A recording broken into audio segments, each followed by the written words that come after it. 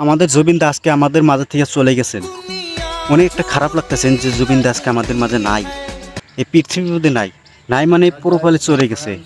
কি করবো, ভাল লাগে না তাকে ছাড়া। আজকে তার গান ছাড়া ভাল লাগে না। তার গান একটা একটা করে পয়ার যে শুনছি, অনেক একটা কাকে হাসাইছে, কাউকে কান্দাইছে, বেশিরভাগ মানুষ কাঁদছে।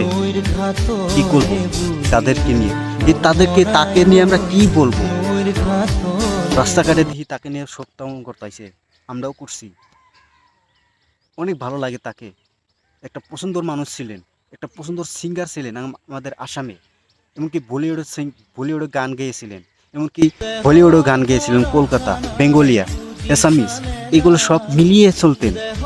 অনেকটা ভালো সিঙ্গার ছিলেন, যে সুর, তার কন্টেন্ট, তার তার কি বলবো, তারকে নিয়ে আর কথাই বলা যায় না। এরকম একটা সিঙ্গার ছিলেন যে কি ভালো ভালো গান গেয়েছিলেন। ভাই খুব খারাপ লাগে ভাই, যখন তার কথা মনে পড়ে খুব খারাপ লাগে। মনে ভিতরে একবারে মানে গেঁথে দিয়েছে, কী বা গেঁথে দিয়েছে সারাদিন।